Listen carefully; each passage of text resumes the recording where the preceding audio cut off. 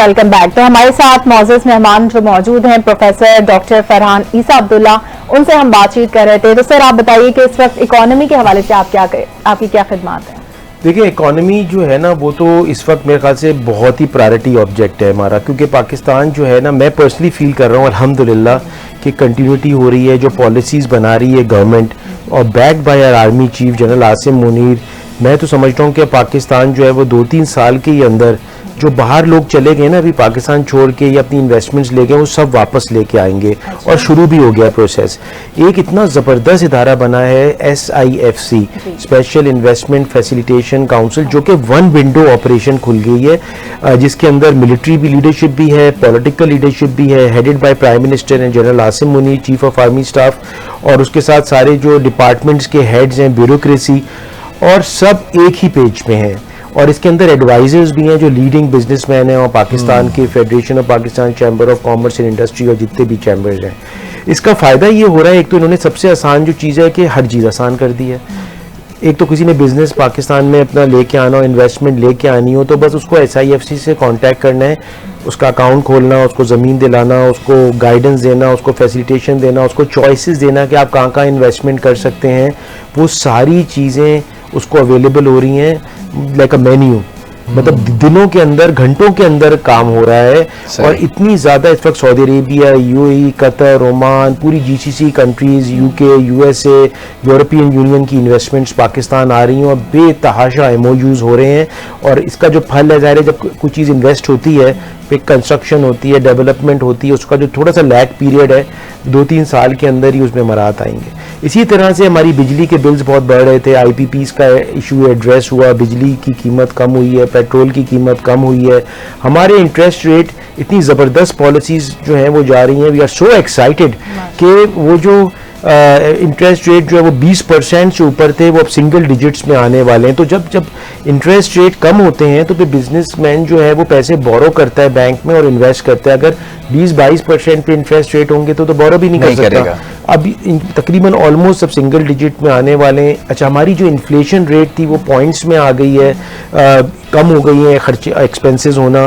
तो जो सारे इंडिकेटर्स हैं वो जो हैं वो बड़े पॉजिटिव आ रहे हैं। और थैंक्स टू इंडिया कि जो एक छोटी सी जो मिलिट्री और सिविलियन डिवाइड हो गई थी बिकॉज ऑफ सोशल मीडिया और र्यूमर्स जो गलत फैलाई जाती हैं, वो भी जो है अल्हम्दुलिल्लाह जो है वो भी खत्म हो गई। और अब पाकिस्तान और आर्मी और सिविलियंस और सब एक ही पेज पे आ गए। और अब जो है सारे लोगों को अंदाजा है कि अगर इकोनॉमी चलनी है तो उसके लिए एक स्ट्रॉन्ग मिलिट्री जो सीसा पिलाई हुई दीवार हो वो होना कितना जरूरी है। और वो प्रूव भी कर दिया कि वो इतने अहल भी हैं और कॉम्पिटेंट भी हैं। जी सर, आने वाला वक्त जो है वो जो है बायोलॉजिकल वॉरफेयर का है, तो वायरल डिजीज के हवाले से आपकी क्या खिदमत है? देखिए, मैं तो एक छोटा सा एक पार्ट हूँ इस मूवमेंट का, कि यकीन माने इसी की मैं एक और तारीफ करता चलूँ कि जो पहला कोविड सेंटर पाकिस्तान में बना था वो एक्सपो सेंटर कराची में बना था। वो 5 कोर जो हमारी है आर्मी की, उसकी लीडरशिप में बना था। ब्रिगेडियर शहजाद होते थे, उनके ऊपर जनरल अकील थे, अभी लेफ्टिनेंट जनरल हो गए हैं, भावलपुर के कोर कमांडर, और जनरल हुमायूं थे। इनकी लीडरशिप में जो है पहला कोविड सेंटर बना। ईसा लैब भी इसमें कूदी और पहले दिन से लास्ट तक हमारा रोल ये था कि फ्री डायग्नोस्टिक करना। लेकिन साइमल्टेनियसली वहाँ पे कोई रिलीजन, कोई एथनिसिटी, कोई कास्ट, कोई कल्चर नहीं देखा गया। आर्मी के जवान थे, स्काउट्स थे, सैलानी वेलफेयर, आलमगीर वेलफेयर, और इन लोगों ने खाना सब दिया और एक ऐसा मॉडल बना, उसके अंदर भी पूरी आवाम थी जैसे इस दफ़ा थी।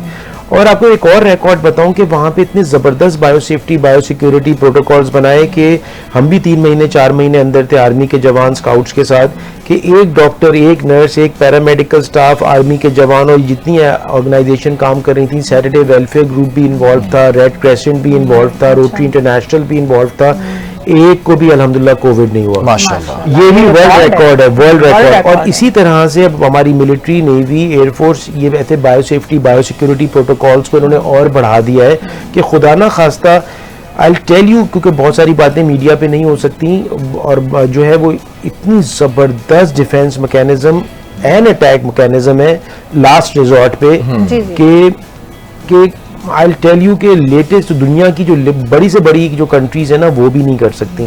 ठीक है, इतनी जो टेक्नोलॉजी, और हमारे जितने लोग पाकिस्तान से बाहर गए हुए हैं वो भी बहुत सारी चीज़ों में मदद कर रहे हैं बिल्कुल और ऐसे ही हेल्प कर रहे हैं। वो बड़ी मदद कर रहे हैं सर। डायग्नोस्टिक इंडस्ट्री की अगर बात करें, व्हाट डू यू सी के कौन कौन से ऐसे चैलेंजेस हैं जो खत्म होने चाहिए, आप लोगों को किन चैलेंजेस का सामना है, and second thing is that कि कंट्रीब्यूशन एक तरफ है लेकिन अब क्या करना चाह रहे हैं, what are the further plans? देखिए, एक तो चीज़ ये है कि डायग्नोस्टिक इंडस्ट्री तो बहुत ही क्रिटिकल है, कोविड ने बता दिया। क्योंकि अगर किसी को बुखार है ना, तो वो मलेरिया भी हो सकता है, वो टाइफॉइड भी हो सकता है, वो कोविड भी हो सकता है, वो फ्लू भी हो सकता बिल्कुल ऐसा ही है। है। अब मैं थोड़ा बताऊं, टाइफॉइड एक जरा बैक्टीरिया है, कोविड और फ्लू वायरसेस हैं, मलेरिया एक पैरासाइट है, सबका इलाज अलग है। टेस्ट से ही पता चल सकता है कि फीवर की वजह क्या थी और उसका क्या इलाज होना है। और देखिए, अगर आप ज़्यादा दवाइयाँ जब खाते हैं ना, जब पता नहीं हो, डायग्नोस्टिक नहीं हो, डॉक्टर आपको बहुत सारी दवाइयाँ दे दे, तो क्या होता है, वो जितनी भी दवाइयाँ बॉडी से निकलती हैं वो या हमारे लिवर से होती हुई गुजरती हैं या किडनी से, और वो उसको डैमेज कर रही होती हैं। तो इसलिए बहुत इंपॉर्टेंट है कि एग्जैक्ट हो। फिर दूसरी बात है, डायग्नोस्टिक की इंपॉर्टेंस ये होता है मॉनिटरिंग, कि अगर आप किसी को कोई बीमारी हो गई है या किसी को खून की कमी है, अब आप उसको ट्रीटमेंट भी कर रहे हैं, ब्लड भी चढ़ा दिया, अब आपको मॉनिटर तो करना है ना कि कितना ऊपर गया, कितना सही हो रहा है या नीचे जा रहा है वापस। पेशेंट्स के लिए भी बड़ा जरूरी है। तीसरी बहुत, वो तो क्रिटिकल है। तीसरी चीज ये आती है स्क्रीनिंग करना। अब डायबिटीज और ब्लड प्रेशर हमारे माहौल में ऐसे फैल रही है जैसे जैसे एपिडेमिक हो कोविड की तरह। हर एक को डायबिटीज है, हर एक को ब्लड प्रेशर है, और उसकी स्क्रीनिंग होना ज़रूरी है। क्योंकि ना ब्लड प्रेशर का पता चलता है, ना डायबिटीज़, मीठी बीमारी है, पता ही नहीं चलता जब तक कि पूरी बॉडी को वो खोखला नहीं कर दे। तो डायग्नोस्टिक जो है वो स्क्रीनिंग के लिए भी होता है। एक और खुशखबरी ये बताता चलूँ सबको कि पाकिस्तान की जो डायग्नोस्टिक्स है, ईसा लैब हो या दूसरी बड़ी लैब्स हो, वो इंटरनेशनल स्टैंडर्ड्स पे काम कर रही हैं। जो कोविड में पता चल गया कि जब जहाज उड़ना शुरू हुए तो हमने यहाँ पे टेस्ट किया, वो सारे के सारे वहाँ पे रिपीट होते थे, लेकिन वही रिजल्ट्स आते थे। बिल्कुल। अच्छा, अब इसमें एक चैलेंज जो हमने कोविड में रियलाइज किया कि हमारी जितनी भी जो हेल्थ की जो चीज़ें हैं वो सारी बाहर से आती हैं। अनफॉर्चुनेटली पाकिस्तान थर्मामीटर पे भी यहाँ पे पाकिस्तान में नहीं बन रहा, दूसरी चीजें भी नहीं बन रही। तो जब डॉलर ऊपर जाता है तो कॉस्ट भी ऊपर जाती है, कॉस्ट ऑफ प्रोडक्शन ज्यादा। तो हमने एक ऑर्गेनाइजेशन बनाई है, और आपको पता है $2 बिलियन से ज्यादा का सामान पाकिस्तान बाहर से खरीदता है मेडिकल डिवाइसेस का। इसमें CT scan, MRI, monitors, beds, lab का इंस्ट्रूमेंट हो, चाहे हॉस्पिटल्स के हो, थर्मोमीटर हो, ब्लड प्रेशर अपैरेटस हो, ग्लूकोमीटर हो। अब माशाल्लाह सामान्य शिफा फाउंडेशन हमने बनाई है प्रोफेसर शाहिद नूर की लीडरशिप में, जो कि हम चाहते हैं क्योंकि कि सारी चीज़ें पाकिस्तान में बने। तो हमारे पास बेहतरीन डॉक्टर्स हैं, हमारे पास बेहतरीन इलेक्ट्रॉनिक इंजीनियर्स हैं, हमारे पास बेहतरीन प्लास्टिक बनाने वाले हैं, हर चीज़ के बेहतरीन अलग अलग जगह बैठे हुए हैं। तो उनको एक ही प्लेटफॉर्म पे ले आए, और माशाल्लाह 28 प्रोडक्ट्स हमारी ड्रैप में चली गई हैं, अभी अप्रूवल हो गया। बहुत ही CEO के ड्रैप के ज़बरदस्त आए, उबैद साहब वो इसको इनकरेज कर रहे हैं। इससे क्या होगा, कॉस्ट भी कम हो जाएगी हेल्थ की। दूसरी चीज़ें ज़ाहिर है, जो लोग इसमें बिजनेस में आएंगे तो ज़ाहिर जॉब अपॉर्चुनिटीज़ निकलेंगी। और दुनिया में $950 बिलियन की मार्केट एट द मोमेंट है मेडिकल डिवाइसेस की। और अगर पाकिस्तान ये सब चीज़ें क्वालिटी प्रोडक्ट्स अफोर्डेबल एक्सपोर्ट करेगा अपनी नीड्स के बाद, तो पाकिस्तान के लिए ज़र मुबादला भी आएगा। तो हम देख रहे हैं कि आइंदा 8 से 10 सालों के अंदर इंशाल्लाह 2 बिलियन 2.5 बिलियन तक जो है वो हम इसकी एक्सपोर्ट पे लेके जाएंगे, जिसमें SIFC भी हेल्प कर रहा है। अच्छा, प्रोविंसेस में भी बनी हुई है provincial coordination and implementation cell, जिसको एक ब्रिगेडियर साहब हेड करते हैं, वो कोर कमांडर को रिपोर्ट करते हैं, जो कि 1 विंडो है वो भी। यानी अगर हमें कोई चैलेंज है, कोई गवर्नमेंट से चैलेंज है या हमें कोई मदद चाहिए, आप उनके पास जाएं, वो आपको बुला लेंगे। 1 पेजर लिखें जिसमें लिखा हो कि आप करना क्या, अपना इंट्रोडक्शन, आप करना क्या चाहते हैं और कहाँ पे बॉटल नेक आ रहा है, और आप उनको बुला लें। जहाँ पे बॉटल नेक आ रहा होगा वो लोग भी वहाँ मौजूद होंगे, उसी वक्त सॉल्यूशन होगा और आप एक्शन में आ जाएंगे। तो हम तो बहुत एक्साइटेड हैं। दूसरी चीज़ ये है कि हम ये भी ज़रूर बिलीव करते हैं कि देखिए, इकोनॉमी को चलाने के लिए ना, जिस तरह तो ज़रूर जिस तरह मोटरसाइकिल के 2 पहिए होते हैं, उसी तरह से मर्द और औरत हैं। तो इसलिए बहुत इंपॉर्टेंट है कि हमारी और लेडीज़ जो हैं वो भी वर्क स्ट्रीम में लेके आए अंदर। और हमारी लैब की इस लेबॉर्ट्री जो पूरे पाकिस्तान में, पाकिस्तान से बाहर भी चली गई है, उसकी भी रीज़न यही है कि हम लोग इस पर बड़ा बिलीव करते हैं। हम 3 चीज़ों पर बिलीव करते हैं, इक्वालिटी, इंक्लूसिविटी, डाइवर्सिटी। तो हमारी जब मीटिंग होती है उसमें यंगर एज ग्रुप भी होता है, ओल्डर एज ग्रुप भी होता है, उसके अंदर जो है वो मेल भी होते हैं, फीमेल्स भी होते हैं, हर एथनिसिटीज़ के लोग होते हैं, हर माइंडसेट के लोग होते हैं, हर एजुकेशनल बैकग्राउंड के लोग होते हैं, ट्रांसजेंडर्स भी होते हैं, डिफरेंटली एबल भी होते हैं। आपने जॉब अपॉर्चुनिटीज की बात की, तो आपने वुमेन एम्पावरमेंट के लिए क्या किया? और दूसरा एक तबका जो बहुत पिसा हुआ है हमारे यहाँ, ट्रांसजेंडर्स, उनके लिए आप क्या कर रहे हैं, क्योंकि उनको कोई जॉब अपॉर्चुनिटी नहीं है, वो बेचारे भीख मांगते फिरते हैं। बहुत आपने अच्छी बात की, तो ये मैं इसी के ऊपर बिल्कुल आप थैंक यू सो मच, और मैं सबसे रिक्वेस्ट करूंगा अपने सारे जितने भी आपके प्रोग्राम को सब सुन रहे हैं माशाल्लाह और देख रहे हैं कि आप सब हमें सबको इंक्लूड करना है जी।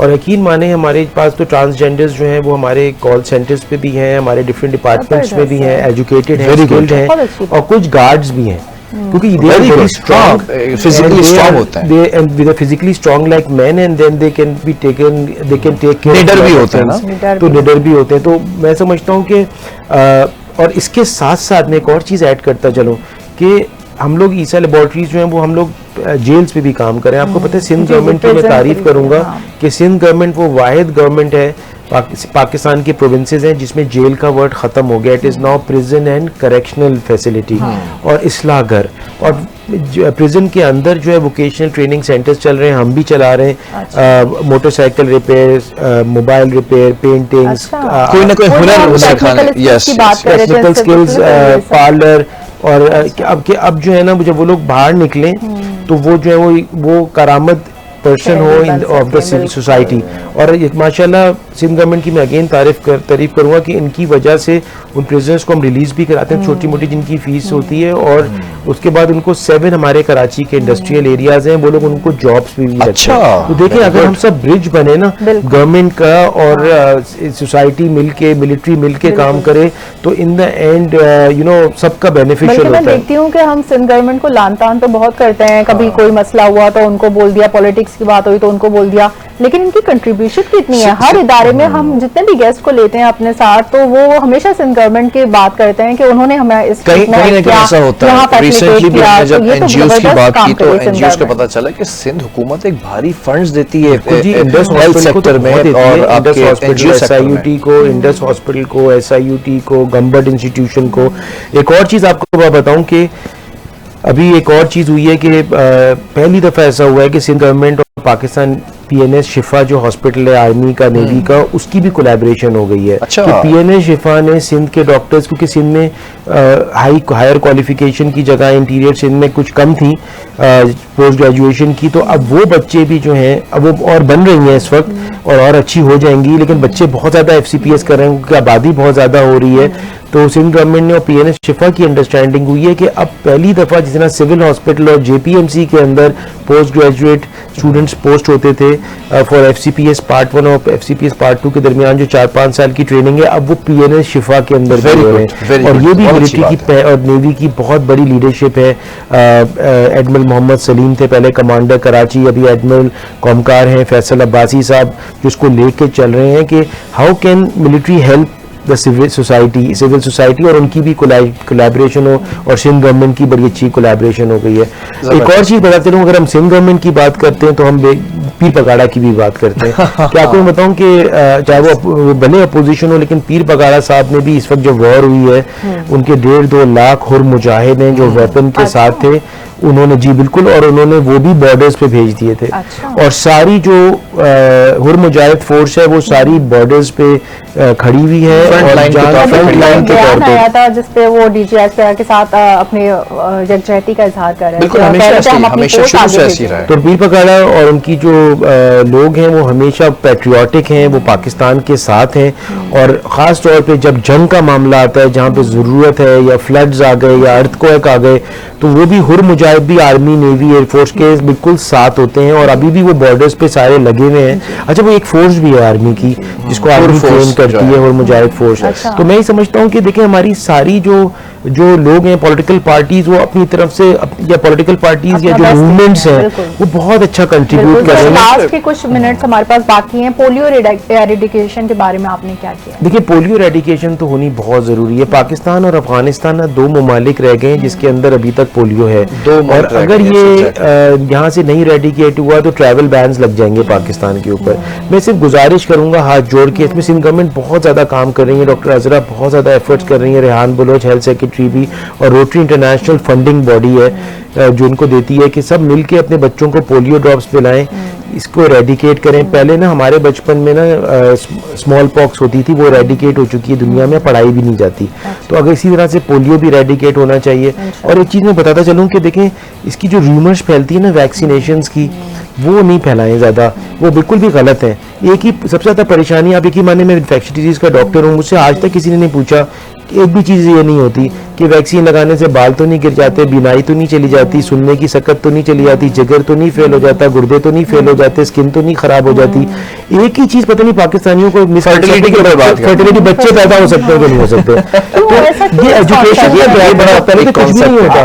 बल्कि इसके ऊपर हम बड़ी डिटेल में बात भी कर चुके हैं कि सबसे बड़ा मसला यही है कि फर्टिलिटी के ऊपर हमेशा बात नहीं, है ही ना, ये देखिए। वैक्सीन लगाने से क्या आगे नस्ल बढ़ा सकेंगे, नहीं बढ़ा हाँ, सकेंगे? ये मैं आपको नहीं बता रहा हूँ देखेंगे, कि- माजूर हो जाए तो उनका क्या होगा। आसफा भुट्टो जो थी ना, वो पहली थी, Benazir Bhutto started the vaccination campaign, और आसफा भुट्टो वो पहली थी जिनको वो वैक्सीन लगा। अगर आप उस वक्त से अब तक देखेंगे तो हमारी आबादी बढ़ती चली जा रही है। लाइटर साइड पे मैं तो कभी कभार समझता हूँ ये उल्टा ही असर ना कर रही हो। तो बहरहाल वक्त बहुत कम रह चुका है, सारी मल्टी टैलेंटेड पर्सनालिटी हैं आप, और सारी चीज़ों में स्पोर्ट्स के अंदर आपका बड़ा शौक है, और फिटनेस का भी बड़ा चीज़ों को लेकर चलते हैं। हम अक्सर स्पोर्ट्स एक्टिविटीज़ में देखते हैं, चाहे वो गोल्फ कोर्सेज हो या फिर आपके कोई भी स्पोर्ट एक्टिविटी हो रही हो।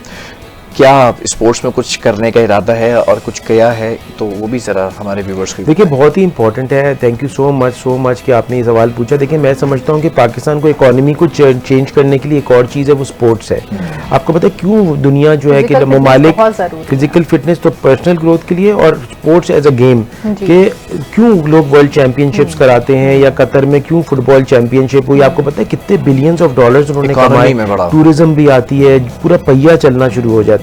और अभी तो मैं आपको गुड न्यूज़ दूं कि डिफरेंटली एबल बच्चों का हम स्कूल को सपोर्ट कर रहे हैं, Karachi vocation and training centre.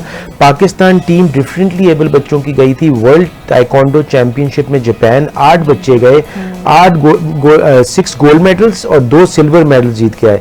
फिर मलेशिया गए, 8 गोल्ड मेडल जीत के आए। और वो तो हमारे differently abled बच्चे डिफरेंटली एबल बच्चे, मैं तो अफसोस ये करता हूँ कि हमारे जो नॉर्मल लोग हैं ना, नॉर्मल एथलीट्स, उनको इन डिफरेंटली एबल बच्चों से मिलना चाहिए और सीखना चाहिए।